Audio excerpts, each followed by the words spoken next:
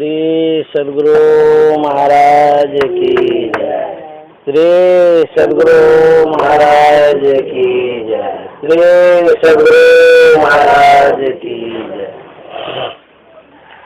नमामि अमित ज्ञान रूपं कृपालम् अगम बोध दाता सुधीर विशालम् क्षमाशील यति धीर गंभीर ज्ञानम् धर्म कील दृढ़ थीर समधीर ध्यानम् जगत प्राणकारी अघारी उदारम् भगत प्राण रूपम् दया गुण्यपारम् नमो सद्गुरु ज्ञान दाता सुस्वामी नमामि नमामि नमामि नमामि। श्री सद्गुरु महाराज की जय। अव्यक्त रूप में परमाराध्य सद्गुरु महाराज, उपस्थित सत्संग प्रेमी महान भाव माता एवं बहनों, आज हम लोग साप्ताहिक सत्संग में यत्र तत्र से उपस्थित हुए हैं। गुरु महाराज का जो नियम है, जहाँ सत्संग मंदिर हो वहाँ पर अवश्य सप्ताह में कम से कम एक बार सामूहिक रूप से सत्संग होना चाहिए। सामूहिक रूप से सत्संग होने में और व्यक्तिगत सत्संग होने में अलग अलग प्रभाव पड़ता है। सामूहिक सत्संग का जो प्रभाव पड़ता है, व्यक्तिगत सत्संग अकेले करने में अलग प्रभाव पड़ता है। तो साप्ताहिक सत्संग सामूहिक रूप से होता है, उसमें अवश्य सम्मिलित होना चाहिए। हम लोग प्रत्येक दिन घरवार परिवार रोजगार में लगे रहते हैं, उससे मन का विशेष बिखराव होता है, मन बहिर्मुख हो जाता है, सिमटाव कम होता है। जब हम लोग सामूहिक सत्संग में आते हैं, संतवाणी श्रवण करते हैं, संतवाणी के प्रभाव से मन का सिमटाव होता है, मन ऊर्ध्वमुख होता है, मन का जो बहाव है बहिर्मुखी मन अंतर्मुख होता है। इसलिए हम लोग सत्संग में आते हैं। जगत गुरु शंकराचार्य महाराज ने कहा, सत्संगत्वे निसंगत्वम निसंगत्वे निर्मोहत्वम निर्मोहत्वे निश्चलितत्वम निश्चलितत्वे जीवन मुक्ति। सत्संगति से हो जाता नर विषयों से निसंग। सत्संग करने से मन में निसंगता आती है, निर्मोहता आती है, अनासक्ति आती है, मन संसारासक्त हो गया। जैसे कपड़े को धोने से कपड़ा साफ हो जाता है, उसी तरह से मन को धोने से मन साफ होता है। कपड़े को धोने के लिए जल, पाउडर आदि की आवश्यकता पड़ती है। मन को धोने के लिए जल आदि की आवश्यकता नहीं है। मन को धोने के लिए सत्संग चाहिए। मन सत्संग से धुलता है, इसलिए मन को साफ करने के लिए सत्संग करना जरूरी है। गोस्वामी तुलसीदास जी महाराज कहते हैं, माधव मोह फांस क्यों टूटे, बाहर कोट उपाय करी अभियंतर ग्रंथ में छूटे। माधव का मतलब होता है माँ मन माया, धव मन पति। जो माया के पति है उसे माधव कहा जाता है। माया का पति कौन है? माया के पति परम प्रभु परमात्मा है, भगवान ईश्वर है। तो उनसे वो कहते हैं कि हे माधव, हे परमात्मा, मोह फांस कैसे टूटेगा, बाहर कोट उपाय करी अभियंतर ग्रंथ में छूटे। हम मोह से छूटने के लिए बाहर उपाय करते हैं। क्या करते हैं? गंगा स्नान करने जाते हैं, तीर्थों में भ्रमण करते हैं, मंदिरों में जाते हैं, शरीर से जाते हैं, शरीर में जो कुछ भी परिवर्तन होता है, लेकिन मन में कुछ परिवर्तन नहीं दिखता है। जैसे गंगा जी में स्नान करते हैं तो तन पवित्र होता है, तन का मल दूर होता है, मन का मल दूर नहीं होता है। गोस्वामी तुलसीदास जी महाराज उदाहरण देते हैं, घृत पूरण करा अंतर्गत शशि प्रतिबिंब दिखावे, ईंधन अनल लगाए कलब सब अवटत नाश न पावे। मान लिया एक कढ़ाई है जिसमें पूरा घी भरा हुआ है, उस घी पर चंद्रमा का प्रतिबिंब पड़ रहा है। उस चंद्रमा के प्रतिबिंब को यदि कोई जलाना चाहे, ईंधन अनल लगाए कलपसत, कल्प भर भी जलावन डालते रहे, चंद्रमा का प्रतिबिंब घी पर जो है वो जलेगा, घी जल जाएगा, लकड़ी बहुत जल जाएगी, कल्प भर तक जलाने का कोशिश करेंगे लेकिन चंद्रमा का प्रतिबिंब नहीं जल सकता, क्योंकि चंद्रमा कहीं और है, उसकी परछाई घी पर है।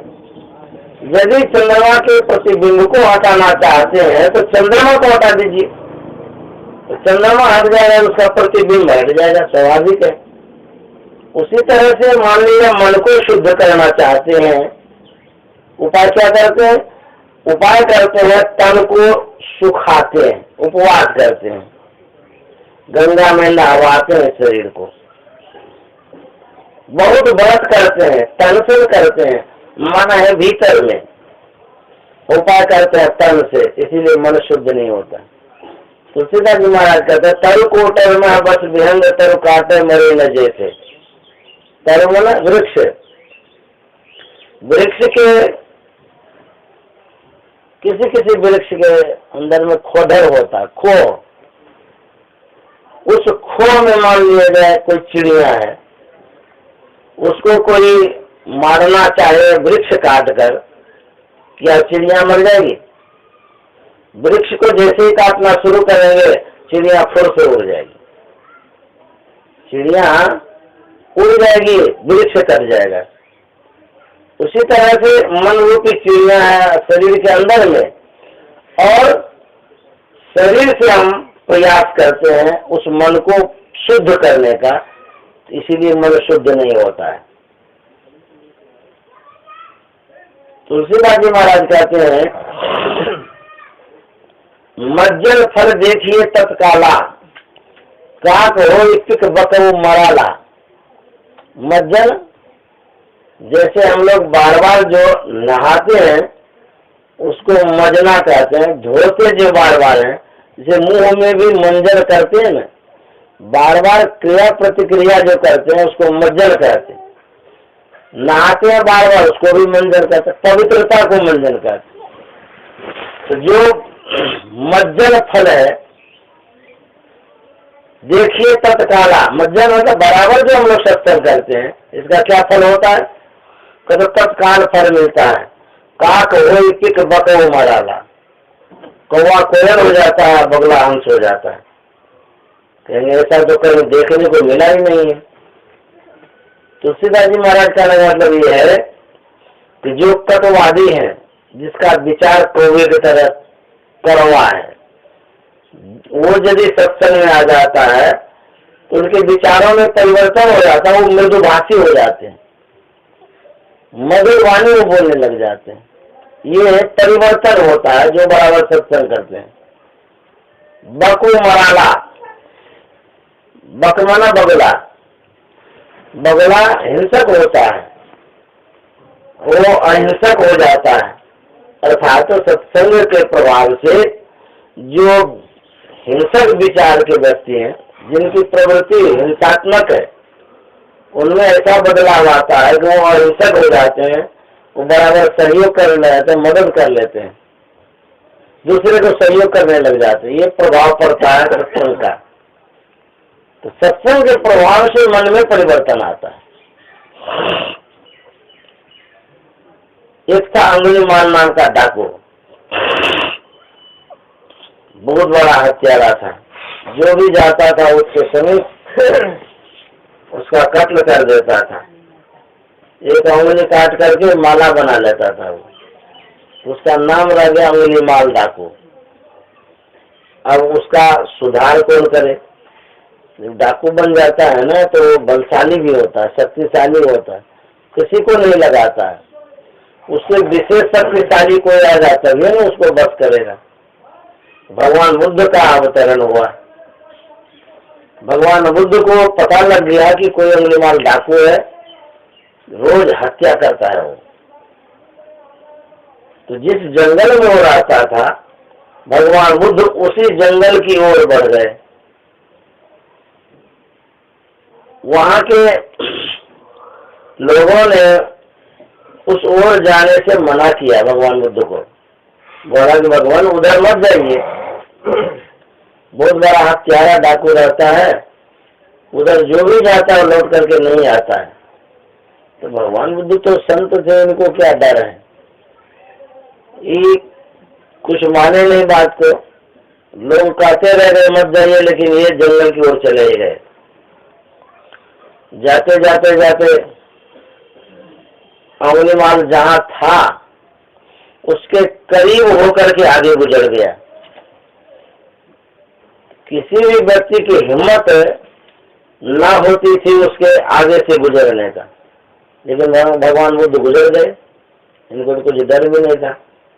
तो जब आगे बढ़ गए तो अंगुलीमाल कहता ठहरो। भगवान बुद्ध ठहर गए। तो भगवान बुद्ध जब ठहर गए तो भगवान बुद्ध कहते हैं मैं तो ठहर गया, तू कब ठहरेगा? तो अंगुलीमाल को बड़ा आश्चर्य हुआ, है हमसे जुबान तो कोई नहीं लड़ाता था, ये कैसा आदमी है? कहता मैं तो ठहर गया, तू कब ठहरेगा? संत महात्मा जब बोलते हैं ना, उसमें वशीकरण की शक्ति होती है, वो बस कर देता है आदमी को। तो एक जैसे चुंबक नहीं होता है, बहुत बड़ा चुंबक के सामने छोटी छोटी कील की कोई हिम्मत नहीं होती है, वो खींचा ही जाएगा। कितना कोशिश करेगा वो कील, वो अपने खींचा चला जाएगा। बहुत बड़ा चुंबक यदि हो, छोटी कील रखिए, देखिए खींच लेगा। उसी तरह से संत महात्मा चुंबक के समान होते हैं, पतित से पतित जीव को अपनी ओर खींच लेते हैं, उद्धार करने के लिए आकर्षित कर लेते हैं, खिंचाव होता है उनमें। तो जैसे ही कहा मैं तो ठहर गया, तू कब ठहरेगा, इसका तो दिमाग ही चकरा गया। अंगुलीमाल सोचता है हमसे तो कोई मुंह नहीं लड़ाता था, कैसा आदमी है। अंगुलीमाल आगे बढ़ता है, तो जैसे ही आगे बढ़ा भगवान बुद्ध के करीब जाते जाते इसके आंख में देखना बंद हो गया, इसको कुछ सूझने ही नहीं लगा। बोले आओ मेरे पास। बोले हमको कुछ नहीं सूझता है। बोले मेरे माफ कर दीजिए, बहुत बड़ी गलती हो गई, आप कौन है बताइए। तो फिर उनकी कृपा हो गई, उसको देखने लगा।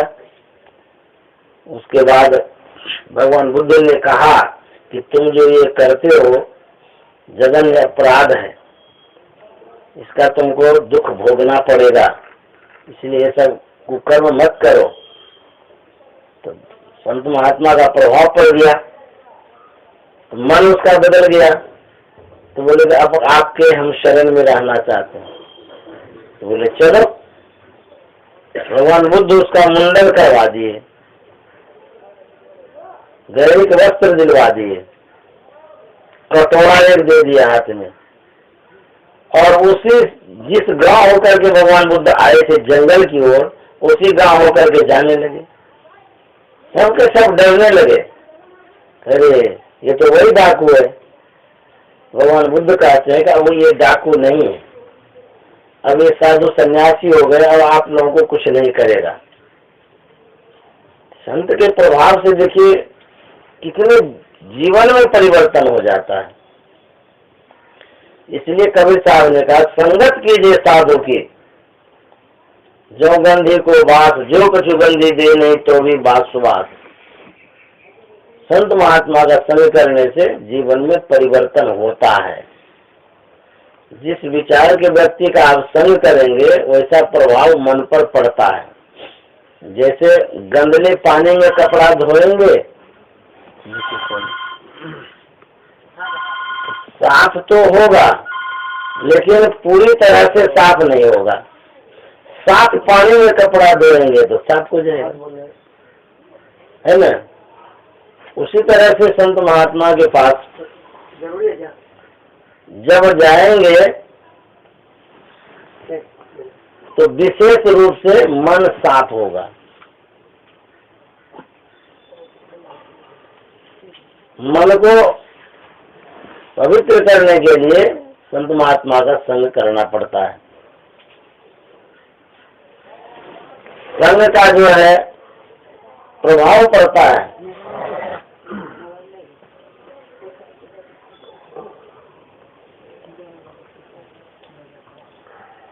एक बार कंस को कहा गया कि आपका जो दुश्मन है, जो भगवान कृष्ण, वो अवतार लेने वाले हैं। अब वो धरातल पर आ जाएगा और आपका संहार हो जाएगा। तो कंस आवेश में आ गया, बोला अच्छा धरातल पर आने वाला है, अभी हम उसका, उनकी बहन थी ना, वो क्या नाम था, देवकी, बोले कि उसी को कत्ल कर देंगे, नहीं रहेगा बांस न बाजेगी बांसुरी, उसी के पेट में है ना, उसको रहने नहीं देंगे जिंदा, उन्हें जिंदा रहेगी ना बच्चा होगा। तलवार ले लिया, अपने साथ कुछ सहयोगियों को ले लिया, वहां से चला, स्वान में चला कि कत्ल कर देंगे। जेल में तो कैद थी देवकी, फाटक खोला गया। देवकी के करीब जैसे ही कंस पहुंचता है, अब देखिए निकटता का क्या प्रभाव होता है वो बतला रहे। जिस विचार के व्यक्ति होते हैं उसके करीब जब आप पहुंचते हैं तो क्या प्रभाव पड़ता है वही बता रहे हैं। तो जैसे ही कंस देवकी के करीब पहुंचता है तो भगवान श्री कृष्ण तो पेट में थे, तो उनकी नैसर्गिक आभा के मंडल में आ गए वो। तो जैसे आभा के मंडल में आए तो कंस के विचारों में परिवर्तन होता है। क्या परिवर्तन होता है? कंस एकाएक सोचता है, अरे हमारा दुश्मन तो इसका बच्चा है, हमारा दुश्मन बच्चा है, तो बच्चा जब बाहर हो जाएगा वो तो हम चुटकी से दबा देंगे तो खत्म हो जाएगा, और स्त्री हत्या हम क्यों करेंगे? स्त्री हत्या करने का हमको तो पाप लग जाएगा। देखिए मन कैसे घूमता है, मन में सोचने लगा बच्चा है उजड़ का, कारागार में तो बंद नहीं है, कारागार तो हमारा है, और हर वक्त संदेश वाहक सूचना देते ही रहता है एक एक पल का। तो जैसे बच्चा बाहर आएगा, आएंगे मुट्ठी से मसल लेंगे, खत्म हो जाएगा, नन्ना मुन्ना तो रहेगा। और स्त्री हत्या का पाप करना ठीक नहीं है। इतना सोच सोच करके वहां से फिर लौट गया, फिर चला आया घर। जैसे ही घर आया फिर परिवर्तन हो गया। वो कहता है ये मैंने क्या भूल कर दी, इतनी बड़ी भूल तो नहीं करनी चाहिए। दुश्मन है उसको तो खत्म कर देने में ही अच्छा था। तो घर गया तो मन बदल गया। जैसे भगवान कृष्ण के करीब पहुंचे तो पेट में थे, तब मन उनका कैसा बदल गया। देखिए व्यक्ति का अपना अपना प्रभाव होता है। जिस विचार के व्यक्ति के संग में आप जाएंगे वो ऐसे सूक्ष्म आभा है, पता नहीं चलेगा आपको, प्रभाव डालता है। उसको नैसर्गिक आभा बोलते हैं। प्रभाव डालता है, मन पर प्रभाव डालता है। वो सूक्ष्म से सूक्ष्म हवा है, हम लोग आंख से नहीं देख पाते हैं, बहुत सूक्ष्म होता है वो। इसीलिए कहते हैं कि जैसा का संग करेंगे वैसा रंग लगेगा। साधु महात्मा के संग करने से क्या होता है? तो साधु जो सच्चे साधु हैं, जो साधना करते हैं, पवित्र आचरण में रहते हैं, उनका विचार भी पवित्र होता है, आचरण पवित्र होता है, तो हमारे ऊपर प्रभाव पड़ता है। हमारे गुरुवार ने कहा, सदगुरु सुख के सागर, शुभ गुण आगर, ज्ञान उजागर है। सदगुरु कैसे होते हैं? सुख के सागर होते हैं, शुभ गुण आगर, शुभ गुणों के भंडार होते हैं। वो ज्ञान उजागर है, ज्ञान का उजागर करने वाले हैं, ज्ञान प्रकाशित करने वाले हैं, ज्ञान प्रदान करने वाले होते हैं। दुनिया में सबसे बढ़कर के यदि पवित्र कोई चीज है तो ज्ञान है। ज्ञान से पवित्र और कोई चीज नहीं होता है। इसलिए पवित्र ज्ञान प्रदान करने वाले सदगुरु होते हैं। इसलिए उनके शरण में जाना चाहिए, उनके सानिध्य में जाना चाहिए। एक ज्ञान होता है जिसको वाक्य ज्ञान कहते हैं। तो वाक्य ज्ञान, भौतिक ज्ञान जो है, भौतिक ज्ञान संसार में कारोबार के लिए है, लेकिन जो आध्यात्मिक ज्ञान है वो आपके पारलौकिक जीवन के लिए। तो जीवन का दो भाग है, एक लौकिक भाग है, एक पारलौकिक भाग है। लौकिक जीवन में हम लोग बरत रहे हैं, कमाते हैं, खाते हैं, परिवार समाज सब कुछ है, ये लौकिक जीवन है। एक पारलौकिक जीवन होता है जो अदृश्य है, जिसको हम लोग नहीं देख पाते हैं। तो संत महात्मा कहते हैं तराजू के जैसे दो पलड़े होते हैं, उसी तरह से जीवन का भी दो पलड़ा होता है। जीवन का जो ये पलड़ा है जागतिक जीवन का, जो जिसमें हम लोग अभी हैं, कहते हैं इसका जो लेवल है, पारमार्थिक जीवन का भी लेवल उतना ही होना चाहिए, तब तो काम बन जाएगा। अनबैलेंस ज्यादा हो गया तो गड़बड़ हो जाएगा। मानिए लौकिक जीवन को आप पूरा वजनदार बना दिए, पारलौकिक जीवन को हल्का बना दिए, तो फिर आपका पारलौकिक जीवन खराब हो जाएगा। क्योंकि एक न एक दिन मनुष्य को मरना है, एक न एक दिन इस संसार से जाना है, जो निश्चित है। सब गए हैं, सब जाएंगे।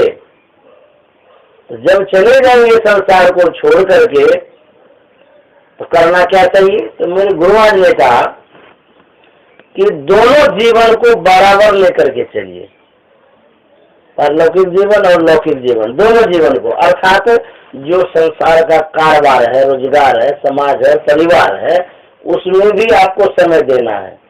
उसके बाद का जो जीवन, आधा जीवन है, जो पारलौकिक जीवन है, उसमें भी समय दीजिए। आज अभी जो हम लोग बैठे हुए हैं, ये पारलौकिक जीवन का संबल इकट्ठा कर रहे हैं। जैसे रास्ते का बट खर्चा नहीं होता है, सीधा जिसको बोलते हैं संबल। तो हम लोग जो सत्संग करते हैं, ध्यान करते हैं, धर्म चर्चा करते हैं, ये संबल है पारलौकिक जीवन का।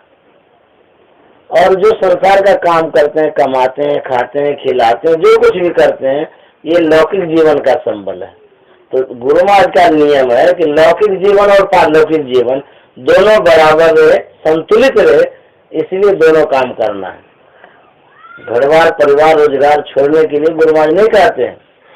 घरवार परिवार रोजगार में भी रहिए, उसको भी संभालिए, और जो आपके जीवन का अंग है, अभिन्न अंग है, पारलौकिक जीवन, उसको भी संभालिए। भगवत भजन करना है, इसीलिए एक तरफा नहीं करना है, दोनों करना है। तो गुरु महाराज नियम बतला दिए हैं, कम से कम सप्ताह में एक बार जरूर इकट्ठा होना चाहिए। यदि नहीं हो पाते हैं तो बिहार में मासिक सत्संग होता है, मासिक सत्संग में आना चाहिए, वहाँ तो बहुत होता है सत्संग। मासिक सत्संग में मानिए नहीं आ पाए तो कम से कम साल में एक बार होता है वार्षिक सत्संग, उसमें सम्मिलित होना चाहिए। जो साल में भी एक बार नहीं सम्मिलित होते हैं, तो फिर आपका जो जीवन है ना,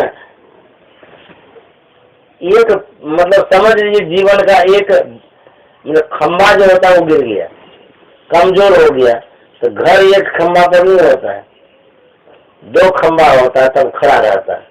उसी तरह से जीवन का 2 भाग है, दोनों भाग के लिए उद्यम करना चाहिए, कार्य करना चाहिए। गुरु महाराज का जो नियम है उस नियम का पालन करते रहना चाहिए। तुलसीदास जी महाराज कहते हैं, मति की रति गति भूति भलाई, जब जय जतन जहाँ जय पाई, सो जानव सत्संग प्रभाव, लोको वेद न आन पाओ। यदि आप यश चाहते हैं, कीर्ति चाहते हैं, धन चाहते हैं, सदगति चाहते हैं, कौन नहीं चाहता ये सब चाहते हैं, तो कहते हैं ये मिलता कैसे है? कहते बिनु सत्संग का कोई उपाय नहीं है। सुरजानव सत्संग प्रभाव, लोको वेद न आनो पाओ, यह सत्संग के प्रभाव से मिलता है। यदि सत्संग नहीं करेंगे तो तुलसीदास जी महाराज कहते हैं, ते नर नरक रूप जीवत जग, भव भंजन पद विमुख भागी। कहते वह नर नरक के समान है जो सत्संग नहीं करता है। नरक की संज्ञा दी गई है।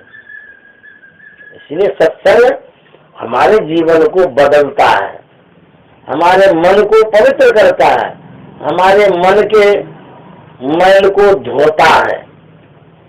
इसीलिए सत्संग करना चाहिए। जैसे रेलवे पटरी से ट्रेन गिर जाता है ना नीचे इंजन, तो हजारों आदमी भी उसको ऊपर नहीं उठा सकता है। एक क्रेन से उसको पकड़ करके तुरंत पटरी पर ला देते हैं। उसी तरह से पतित का उद्धार संत महात्मा कर देते हैं, सत्संग के प्रभाव से हो जाता है। इसीलिए सत्संग करना चाहिए। सत्संग जीवन का एक औषधि है, जीवन के लिए एक रसायन है। जैसे कि एक टैबलेट नहीं होता, कहता कि बराबर आप लेते रहिए, रोज पौष्टिकता बनी रहेगी आपके शरीर में, ताकत बना रहेगा। जो विटामिन है ना, बहुत विटामिन पूरा करेगा ये टेबलेट। उसी तरह से सत्संग है, मन का ये विटामिन है, मन को पौष्टिक बना के रखेगा। यदि आपका मन कमजोर हो गया तो समझ लिए तन अपने कमजोर हो जाएगा। बीमार है, यदि मनोबल ऊंचा है तो बीमारी कमजोर हो जाती है। यदि मनोबल गिरा हुआ है, बीमारी नहीं भी है तो खाट पकड़े हुए हैं। मनोबल स्ट्रांग बना के रखिए, मजबूत, तब बीमारी भी भाग जाएगी। तो मनोबल मजबूत कैसे होगा?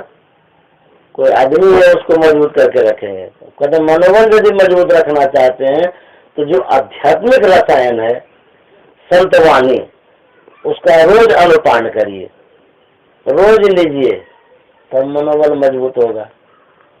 जीवन परिवर्तनशील है। हम लोग माँ के गर्भ में थे, बाहर हुए, बढ़ते बढ़ते बढ़ते बढ़ते पढ़े लिखे, पढ़ते पढ़ते शादी विवाह सब हो गया, बुढ़ापा आ गई। उसके बाद इस संसार की आशा छूटती जाने लगी। बुढ़ापा जब आ जाती है तो आशा छूटती है। जैसे कोई नौकर दुकान में नौकरी करता है, तो जब वो किसी कारणवश कमजोर हो जाता है या बीमार से कमजोरी आ गई उनके अंदर, तो मालिक के मन में होता है कि इसको वो हटा देंगे। तो जब जान जाता है कि मालिक हमको हटा देगा, तो उसका जो लगाव है घटते चला जाता है दुकान के प्रति।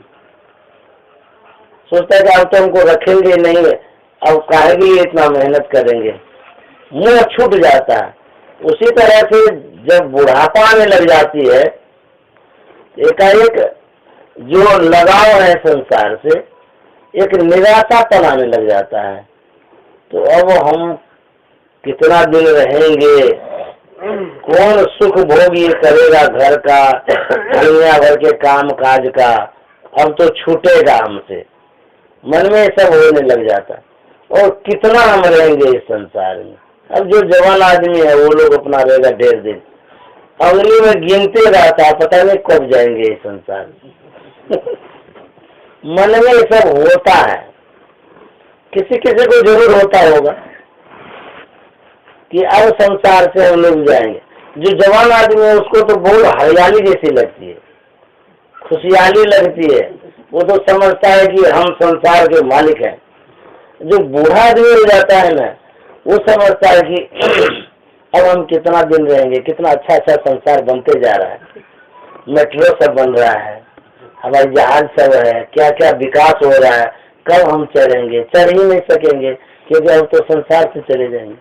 जवान जवान आदमी को होता है हम तो खूब चलेंगे, खूब घूमेंगे, सब मन में लालसा बनी रहती है। तो कहते हैं कि निराशापन आता है बुढ़ापा अवस्था में, तो ये परिवर्तनशील है। आप इतने दिन तक संसार में रहे, सुख आनंद जो लेना था सो ले लिए, अब जो दूसरा आएगा सो लेगा, फिर तीसरा आएगा सो भी लेगा, ऐसे ही होता रहता। संसार बदलते रहता है, संसार सब दिन रहेगा। ये परमात्मा की बगिया है। कहते हैं कि ये हम लोगों का खेत है, ये परमात्मा का खेत है। ये संसार उपजाते रहता है आदमी जीव जंतु को, अब फिर विनाश कर देता है, फिर उपजाता है, उनकी मौज है। संत महात्मा कहते हैं ये जो सृष्टि हुई है प्रभु की मौज से। गुरु महाराज ने लिखा है ये अजा अनाद्या संग है, हरगिज न कहना चाहिए। ये सदा रहेगा ऐसा कभी नहीं कहना चाहिए। सदा रहेगा नहीं संसार, बना है बिगड़ेगा फिर बन जाएगा, बना है फिर कुछ दिन रहेगा फिर बिगड़ जाएगा फिर बन जाएगा। ये सब होते रहता है, परिवर्तन होता है। अभी सुख है तो दूसरी क्षण दुख हो जाएगा, कहीं ठोकर लगे उससे रोने लगे, ऐसा भी होता है। आंख में चोट लग गई रोने लग गए, या दर्द आ गया। शरीरम व्याधि मंदिरम, शरीर रोगों का घर है। अभी स्वस्थ है, हो सकता है कल परसों तरसों बीमारी हो जाएगी, फिर रोना शुरू हो जाएगा, फिर छूट भी जाएगी, फिर हो जाएगा। इसलिए सूरदास महाराज कहते हैं ताते से ये यदुराही संपत्ति विपत्ति विपत्ति सब संपत्ति देह धरे कर यह सुभाई ताते से ये यदुराही। कहते हैं ये जो परिवर्तनशील संसार है, इस परिवर्तनशील संसार के कारण क्या करना है, से ये यदुराही अर्थात भगवत भजन करिए। यदुराही मतलब भगवान कृष्ण के विषय में कहा गया है, उनकी सेवा कीजिए, उनकी भक्ति करिए, भगवत भजन करिए। इसीलिए क्योंकि परिवर्तनशील है। उदाहरण दे करके समझाते हैं, द्वितीय चंद्र भारती बारे घट जाई। द्वितीय चंद्र चंद्रमा जब चंद्रोदय होता है तो आप देखे होंगे बढ़ते बढ़ते बढ़ते पूनम हो जाता है। जब पूनम होता है ना पूरा प्रकाश हो जाता है, मन में कितनी खुशहाली होती है, कितना एकदम चकाचक चंद्रमा है। कोई ऐसा सोचे कि सब दिन ऐसा ही रहेगा, ऐसा तो होता नहीं है, उनकी मूर्खता होगी ऐसा कोई सोचता है तो। अरे तुम जिस खुशी को खुशी समझ रहे हो, दूसरा दिन तो रहने दो, दूसरे दिन काली माँ आ जाती है। घटत घटत घट जाई, काली माँ आते आते आते आते देखिए अमावस्या आ जाती है, खूब अंधकार हो जाता है। मान लो खूब अंधकार हो गया, कोई सोचे कि अंधकार ही अंधकार रहेगा, ऐसा नहीं होता। दूसरे ही दिन देखिए रात्रि में चंद्रोदय थोड़ा सा उदय हो जाता है। उसी तरह से मान लीजिए आपके पास दुख है, ऐसा न समझना चाहिए सब दिन दुख ही दुख रहेगा। कहीं घनघोर दुख हो गया, इसका वार पार ही नहीं है, कितना दुख है, अब सुख आएगा ही आएगा नहीं, ऐसा मत सोचिए कि सुख नहीं आएगा, ऐसा नहीं सोचना है। बस इसी दुख के पीछे में ही सुख लगा हुआ है। रात भर तो वेट करिए, दूसरे ही दिन देखिएगा फिर परिवर्तन हो जाएगा। उसी तरह सुख आता है, इठलाना नहीं चाहिए। दुख आता है तो रोना भी नहीं चाहिए। ये परिवर्तनशील है, बदलता है। किसी के भी पास सुख और दुख होता है। जब दुख आता है तो व्यक्ति सोचता है अब तो संसार में हम रहेंगे ही नहीं, मर जाएंगे, पता नहीं भयंकर दुख आ गया, भयंकर कष्ट आ गया, पारिवारिक समस्या आ गई है, ऐसा सब सोचता है। अब इसमें परिवर्तन होगा ही नहीं होगा, भगवान भी नहीं सुनता है। लेकिन ऐसा नहीं होता है, परिवर्तन होता है। जो आज सुखी है कल दुखी होगा, जो आज दुखी है कल सुखी भी हो जाएगा। सुख दुख ऐसे लगा ही रहता है। इसलिए भगवान पर भरोसा रख करके भगवत भजन करते रहें, और जो प्रभु की मौज होगी सुख और दुख देने का देते रहेंगे। हम लोग ऐसे भजन करते करते संसार से तर जाएंगे। श्री सद्गुरु महाराज की